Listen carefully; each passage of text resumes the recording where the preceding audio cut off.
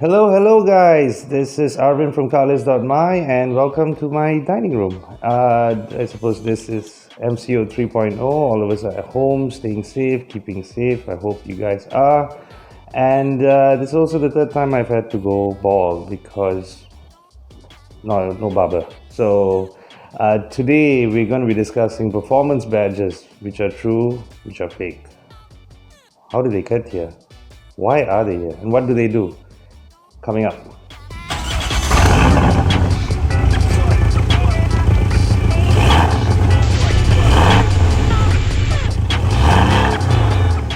The performance badges, where do they come from? Have you heard someone say, hey, I drive a Mercedes-Benz C200 AMG Line. So now the AMG Line, the performance badging at the back normally denotes that the car is special, or it's a bit more expensive, or it's more sporty. So where did they come from and what do they actually mean? Because to answer that question, we really have to go back in time, and I mean way back in time. So we're looking at maybe the 40s and 50s, and in that time, basically people just, car makers just sold you a car that you drive on the road. But some of those cars went racing. So to keep things concise, back in the day, there was this famous marketing spiel, and it still bounces around today, which says win on Sunday, sell on Monday. So if your car performed well in a race, be it small or big, on a Sunday, it would mean more people want to buy it on Monday when the showrooms open. So that was basically how car makers created a desirability for their cars, because who didn't want to go faster, right? So the earliest pioneers of people that capitalized on this, who realized it actually does work, were car makers like Ferrari and Jaguar and Ford. See, if we go back to Enzo Ferrari, he very well knew that, his baby was his racing cars, but he saw selling road cars as a way to fund his passion for racing. So the earliest versions of cars like this are like the Ferrari 250mm, the Jaguar XK120, the Porsche 356. So these cars were actually just road cars, but they were very capable, they were very quick, definitely quicker than most cars that people would buy, and that made them good for racing. But races themselves were different. Back in the day, if you look at some of the oldest races in the world, the Mille, the Le Mans, the Pikes Peak Hill Climb, they were all held on public roads. Now, as racing progressed, as speeds got higher and races went on for longer, they needed to be held at purpose-built racetracks or rally courses. So that gulf between what a road car is and what a race car is started to take on a different dimension. Race cars were very purpose-built and they were very quick, and you couldn't just take a road car and drive it on a racetrack. Now, until the advent of homologation or production series racing, now this is where things got very interesting. So as a measure of keeping things relevant, keeping things cheaper, car makers or racing teams that wanted to go racing needed to use a production-based vehicle. So they literally had to take a car that they could buy at a showroom or was available at a showroom and convert it into a car that would satisfy the racing regulations and the criteria and for how they would want to go racing. Of course, this version of racing, homologation or production series racing, boomed in the 70s and the 80s, and it gave birth to some of the most magnificent cars that we've ever known. And because they were so focused, they were so sporty, they were so dynamic at doing what they do and going fast, they are just cult favorites. They are legends, they are icons among immortals. Now, if I were to name a few, I'd start off with maybe like the BMW M1, the BMW E30 M3, the Mercedes-Benz 190e Cosworth, Evo 1, Evo 2, the Renault 5 Turbo. This took part in a lot of rally racing, Peugeot 205 T16, Audi Quattro, and if a bit later on, we had cars like the Mitsubishi Lancer Evo and the Subaru Impreza WRX. Now, typically these performance badge cars, they came with a lot more performance, better equipment, maybe extra features. Now, in keeping it simple, if you look at a BMW M3, it typically has a different engine that is not sold in the rest of the BMW range. If you look at the Lotus Carlton, it was a Vauxhall that was actually tuned, comprehensively by Lotus.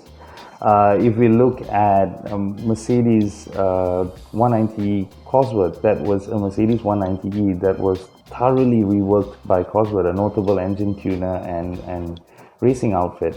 So they were more special because of what they can do, and also because of what they had in the cars. In certain cases, like AMG cars, they were hand-built engines. One man builds a single engine and then puts it in your car. But of course, they got very expensive because of the amount of detail and engineering that goes into these cars.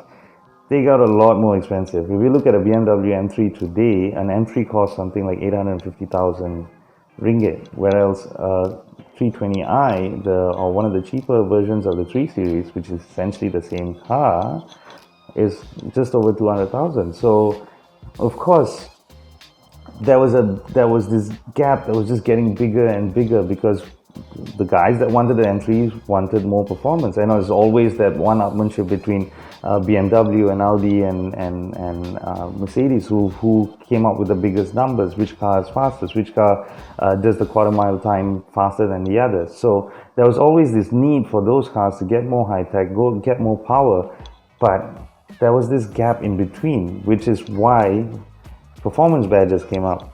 So car makers saw this as a way where we could sell you a simple 320i, but because we give it an M Sport package, ooh, now you're one of the sporty ones. You are almost like the M3. Of course, you don't have the power and everything, but you sort of have the looks, and you sort of get to tell your friends that your 3 Series is a little bit more special than the other guys' ones. Now, I think it's important to classify why,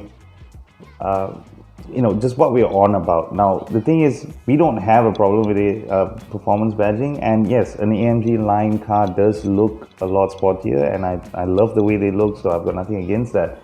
But what we want to characterize is performance badging that doesn't really add much value to the overall, or much substance to the overall performance of the car.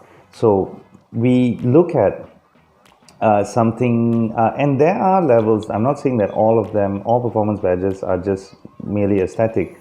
I remember Polestar tuning packages for Volvo. So if you were to buy a Volvo with, let's say it was a V60 T5 Polestar. Now the Polestar normally denotes more power because it has a different tune. So there you are. You're adding substance to the car. It's of course more powerful. And also at the same time, you've added aesthetics to make it look more aggressive and more desirable. So all good in my book. And notice that I wouldn't put Perodua's GearUp in there, because Perodua makes no false pretenses that it is a performance brand. They don't say, hey, you put gear up on your car, therefore you can go racing. No, it's not the same thing. It is an accessory line, which of course pimps out your car, makes it look a bit cooler, and it probably has a bit more features and stuff like that. And that's about it. So it's not masquerading as something that it's not, or something that the brand doesn't stand for. Let's take a look at some of the other cars that we feel that we know and love, of course. Let's take the Toyota Vios and the latest Vios GRS version. Again, yes, they've made it more desirable, and if you've seen a Vios GRS, damn, it looks good. It looks really sporty. It really looks focused, and you can tell that this car can, it's probably going to be really good to drive. Now, yes, they've made it aesthetically different or better, but they also did a bit of fettling, a bit of tuning on the transmission. So they gave it it's still the same CVT transmission, but now you have 10 stepped ratios. So, thereby giving it probably better acceleration or, better throttle response. So there you go. They've added a substance to the car while making it look good and do more. So all good in my book. I love the Vios GRS. Another car that comes to mind, a Honda City RS. Now again, it's yes, it's a Honda City, but just because they put on the RS there, to denote that it's more special, it also has a different engine. It has a hybrid engine. Now I can see why Honda strayed away from the hybrid badging, because then it would just be another hybrid and it's not really special, right? But because it's a hybrid, it actually adds more power, and why not give it an RS badge? But it still denotes something really special. The funniest one, I suppose, is the Nissan Almera Impul edition, or the Nismo edition, so there's more than one actually. The Almera, I think, was around for nearly 12 years, and it's just because I think they had no other product, and they kept bringing in all this sort of different versions to keep things cool and make it look sporty, which it really wasn't. And I think it's also it hurt me because they used the word Impul or Nismo, because Nismo are known throughout the JDM world for creating some of the best Nissan models out there, and some of the wildest, most raucous Nissan models out there.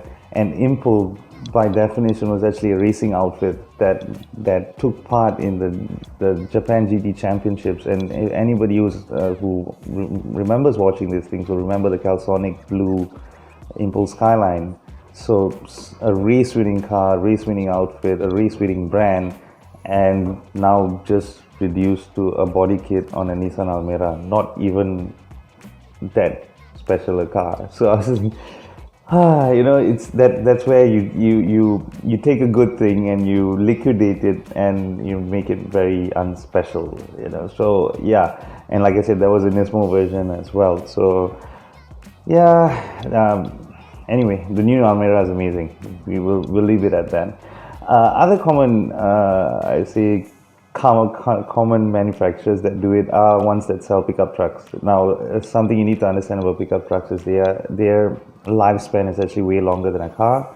A typical mass selling car will probably have a lifespan of 6 to 7 years. A truck will normally have 8 to 10 years. So you can imagine, if a car has to be in a market for so long, that you got to get creative on how to keep it relevant, how to keep it current. And especially if other manufacturers are introducing new cars, you kind of need to, kind of up your game or make it look a bit more different. So the ones that come to mind are the Nissan Navara Black Series. Again, Nissan, I get it, it's fine.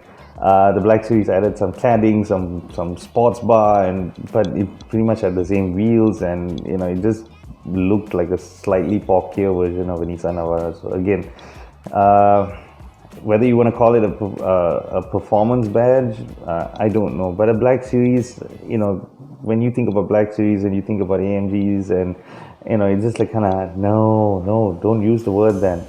All right, and then if we move on to one of my favorites, the Isuzu D-Max. In the previous generation, Isuzu came up with the Stealth version. There were a few others, and it had a cool paint job.